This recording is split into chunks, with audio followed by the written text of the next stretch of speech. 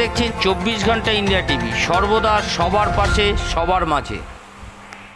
অভিজিৎ বুদ্ধ স্মৃতিরক্ষা কমিটির তরফ থেকে আজ বন্দিপুর নবোদয় সংঘের নিকটে শিশুদের উৎসাহ প্রদান করতে একটি অঙ্কন প্রতিযোগিতার আয়োজন করা হয়েছিল।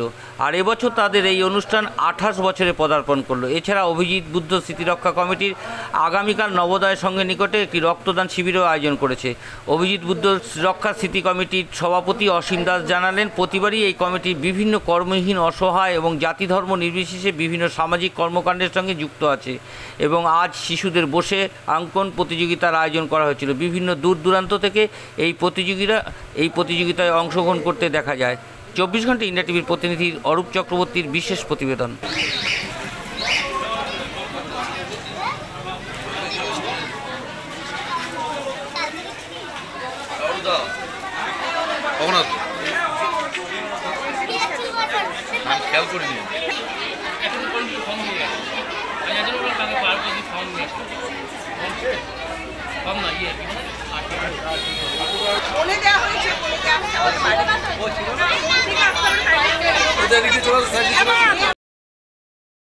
করতে চলেছেন আমরা 28 বছর ধরে এই অভিজিৎ বুদ্ধ স্মৃতিরক্ষা কমিটির পক্ষ থেকে আমরা এই অনুষ্ঠান করে আসছি।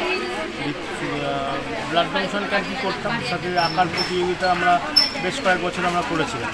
তো এবারও আমরা অনেকের চাহিদা মতন আমরা এবার করেছি। এবার দেখলাম তো বিশাল, আপনারাও দেখতে পাচ্ছেন, এত আমরা আশা করতে পারিনি যে এত স্টুডেন্ট চলে আসবে আমাদের এখানে। তো আমরা সামনে এবার আরও বড় জায়গা করব এবং আরও যাতে বড় প্লেস হয়ে আরও সুন্দরভাবে গার্জিয়ানরাও বসতে পারে, স্টুডেন্টরাও বসতে পারে। এবারও জায়গা করেছি আমরা, আমাদের সাধ্য মতন আমরা করেছি।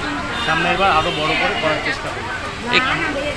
এই উদ্যোগটা চিন্তাধারাটা কীভাবে এলো আপনার মাথায়? চিন্তাভাবনাটা 28 বছর আগে আমার দুটো বন্ধু অভিজিৎ এবং বুদ্ধ, যারা দুজন মারা গেছিলো আমার বয়সী ছেলে, তাদের নাম করেই আমরা এই নামকরণটা করেছি অভিজিৎ বুদ্ধ স্মৃতিরক্ষা কমিটি।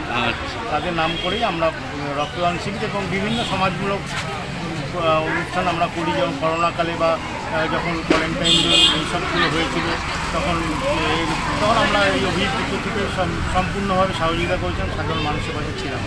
এছাড়া আরও কিছু করবেন?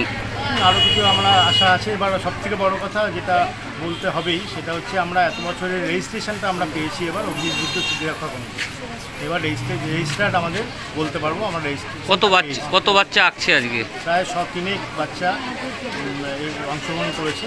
এই কেমন লাগছে বাচ্চারা আঁকার? প্রচণ্ড ভালো। আমি তো নিজে উচ্ছ্বসিত, আমি অবাক হয়ে গেছি, এত বাচ্চা পার্টিসিপেট করবে আমরা প্রথমে বুঝতে পারি। আপনার নাম? আমার নাম অসীম দাস। Thank you. বাচ্চা কতদিন ধরে আঁকা শেখাচ্ছেন? আমার বড় মেয়ে শিখছে প্রায় 6 বছর ধরে, আর ছোট মেয়ে শিখছে 1.5 বছর ধরে। আর ওই জায়গায় গেছে কোনো জায়গায়?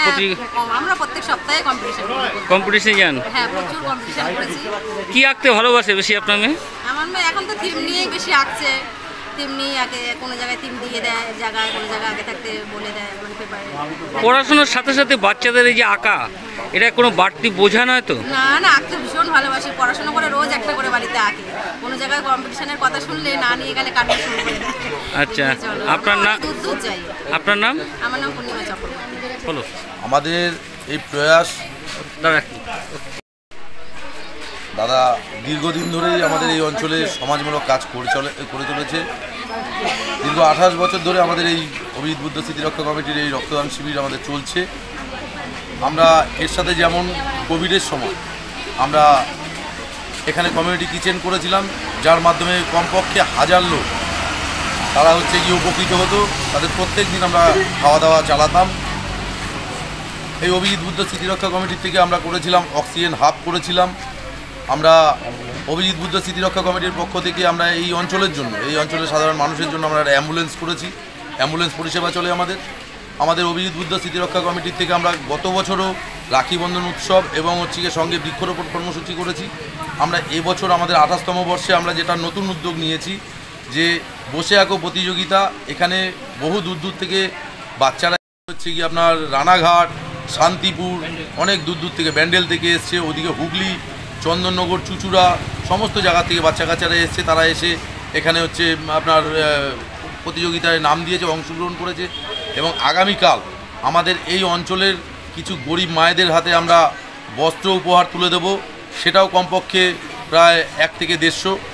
এবং তার সঙ্গে যেটা রয়েছে আমাদের মূল উদ্যোগ যে অভিজিৎ বুদ্ধ স্মৃতিরক্ষা কমিটির ব্যানারে আমরা রক্তদান শিবির করছি। আমাদের এই হচ্ছে গিয়ে কর্মসূচি। আমার নাম শম্ভু চক্রবর্তী। Thank you. আজ এ পর্যন্ত। সঙ্গে রাখুন 24 ঘন্টা ইন্ডিয়া টিভি। দেখতে থাকুন সব জেলার সব খবর সবার আগে 24 ঘন্টা ইন্ডিয়া টিভির পর্দায়। নমস্কার।